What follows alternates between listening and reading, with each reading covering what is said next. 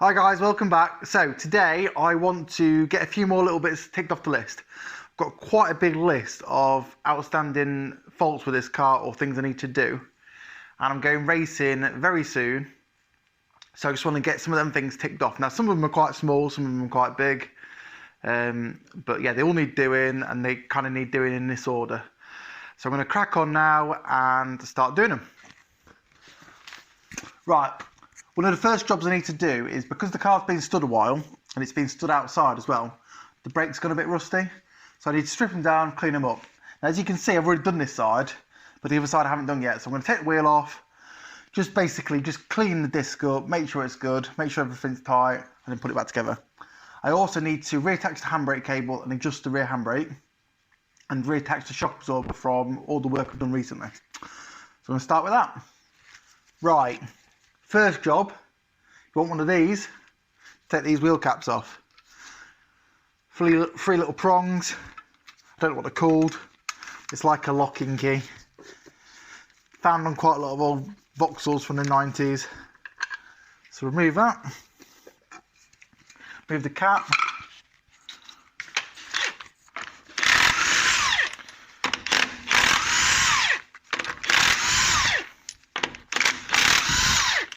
And remove the wheel.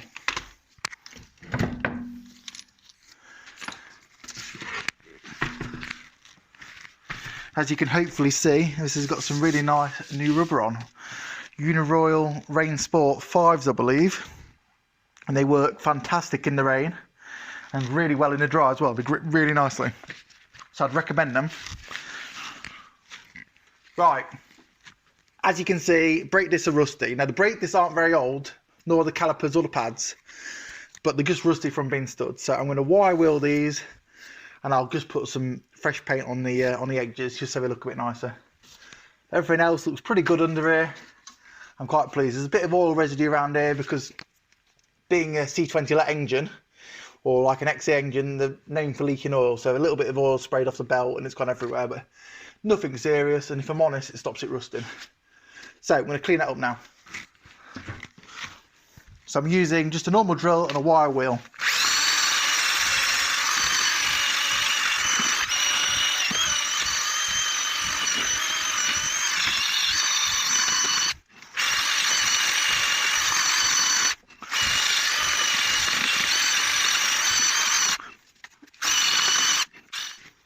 So now I've got the big bits off, I'm just going to go over the rest with some abranet cloth.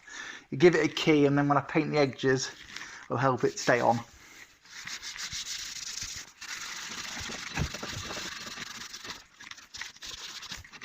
When I get to Santapog with this, I will drive it up and down a few times, just make sure everything works properly, because it's not very legal at the minute.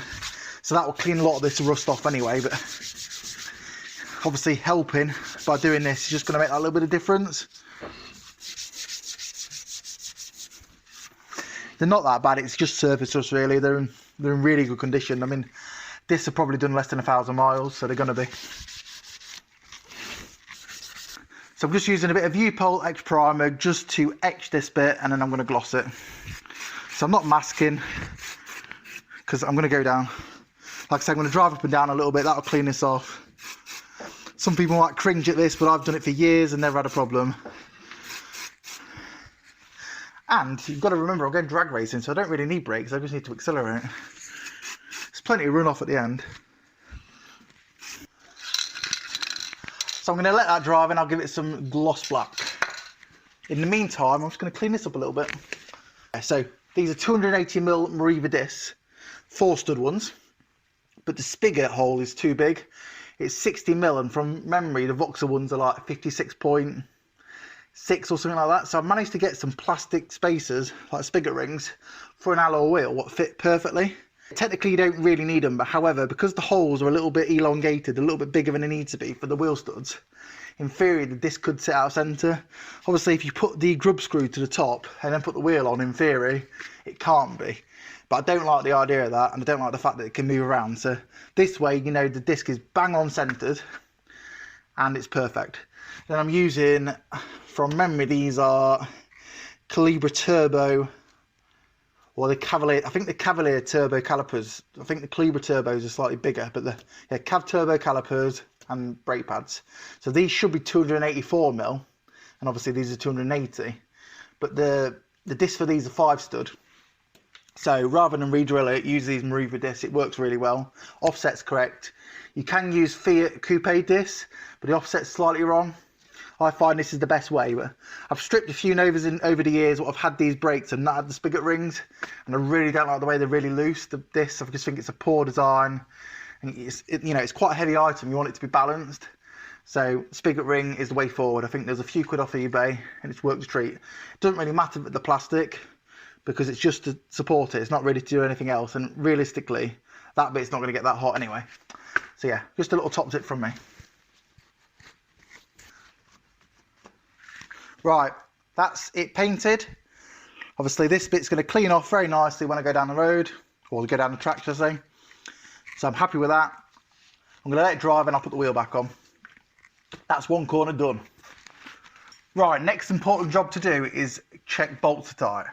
So I'm just going to go through, check your normal kind of stuff, make sure everything seems tight and nothing's going to fall off on me at 120 mile an hour or thereabouts. Struts nice and tight, as is the engine mount, bottom arm, ball joint. Yeah, bottom ball joint pinch nut's good, track rod end, castle nut looks good, brake caliper looks good, as does that. Tie rods look good. Yep, I'm happy. Everything looks spot on. So I'm going to put the wheel back on now, and that's another job ticked off the list. You can probably also see the wheels are very close to the calipers. I can't get much bigger under here. These are 15-inch wheels off a Cavalier CDX 2 litre or a 1.7. If you get a 2.5 one, they're 5 stud, but they look the same. And obviously, because they've got a centre cap, you can't tell. So you need to make sure if you do want some of them kind of wheels, you get the right ones. So that's it. I've just nipped the wheel up. Once it's back on the wheels, I'll torque it up properly using the torque wrench. But all good. Next job. Yes, I've got a SPAC shock. This is the original, well, not the original, but this is the one I took off the car. They're adjustable, so what I tend to do is set them to the maximum stiffness rating. That way, when you launch, your back end doesn't drop down so much. So you want it nice and firm, as hard as you can get it, and drop the clutch, away you go. So I'm going to put this back on. So this top rubber bush sandwiches between the wheel arch. You've got one at the bottom, one at the top, then you've got a big washer and a nut. Really easy, just like so. So literally, that goes on like that, washer like that, and then the nut. And the bottom bit just literally clamps through the axle. I'm just going to put a jack under the axle just to lift it up, make it a little bit easier.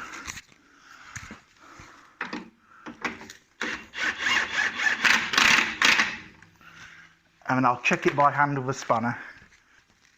Right, next job is to reattach the handbrake cable. So I've slackened the cable off here, and at this end it just hooks on. So yeah, the cable just slots through this little tunnel, through this little hole here. It's a little bit awkward, more awkward because I'm trying to film it.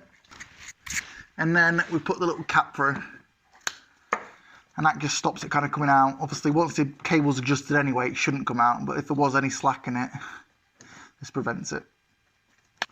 So it now needs adjusting up. So that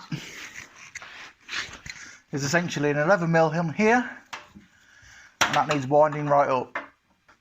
I'm going to put a little bit of spray grease on this to keep it lubed up and make it a little bit easier. Yeah, with these cables you want to make sure there's a little bit of free play, so you probably want the first click of the handbrake not to really do a lot, and then after that it starts pulling on it. If you set it too tight, the brakes will bind slightly, and as they get hot, which they will do because of binding, they will expand and then they'll lock on more, and if you're not careful it can lock a wheel up. Right, I'm going to try the handbrake now. Let's see what it feels like. That feels pretty good, so I think I'm going to leave it like that. I think I'm happy with that. And that should do the job nicely. So this is the exhaust I was on about in the previous video. This is a vacuum controlled exhaust valve. This is a 2.5-inch pipe. This is a 2-inch pipe. This would normally go to the magnet style centre section and rear silencer. Obviously that's relatively quiet, but being 2-inch on a turbo is probably slightly restrictive, but for normal town driving that's perfect. This is a bit ASBO. This is very loud, but probably just frees the engine up a little bit more, offers that little bit more power. It's just got one silencer. It's a 3-inch downpipe going to 2.5-inch exit, and obviously it points down. Now, because I'm taking it to drag racing, I want as little weight on the car as possible. So the rear silencer is quite heavy, so I figured I don't need it. But obviously this is dropping down without the centre section and the rear silencer because there's no hanger. But because I've taken the original gear shifter out, the tunnel is empty, and it means I've got a nice little available space here where I can attach a bracket just to hold this up as a temporary thing. Now, like I say, it doesn't need to be anything perfect, no like fancy brackets really, just a little clamp or something will do, because I'm going to do this, you know, use it for a day and then I'll be putting it back to, shall I say, standard. I'm also slightly concerned about this because obviously this is the bypass valve, but this is always open. So obviously exhaust gases take the easiest flow, easiest exit, easiest path. It's going to, essentially, when the valve's open, I'd say a lot of gas will come out of here, but there'll still be some gases coming out of here. So the fuel tank's behind us, and being this close to the turbo, it's likely to spit a few flames out. So I'm going to make a little downward exit pipe just to slot on this, just to reassure me, because I don't want any fires. Right. Yeah, the engine's on solid engine mount, so there's literally, well, near enough at zero flex. Everything's reinforced at front, everything's nice and strong. So I don't really need this to be rubber mounted. So I'm just going to use an exhaust clamp, I think, like this, and then add some kind of spacer that will connect the two together. And I think that will do the trick perfectly. So I've made this little connecting bracket up, which I'm hoping is going to fit like this onto this. It just needs a little bend. So we'll do that now. Right, so I've stepped the bracket and I'm hoping I can fit it and make it work how I want it to.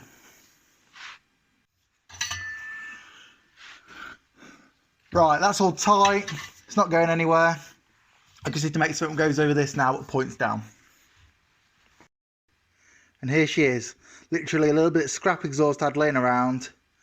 It was already welded together, so it fitted perfectly, and I've cut this bit off here. It did originally come out longer. So I've cut it off at an angle. I'm going to clamp it on, and that should do the trick. Right, another good job finished. Pleased with that. I'm going to start it up now and just see what it sounds like.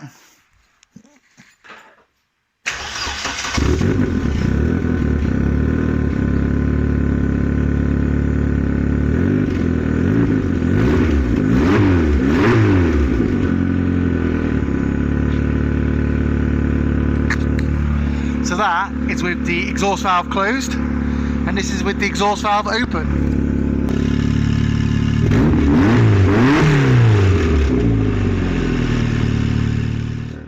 Right guys, I'm going to wrap the video up there today.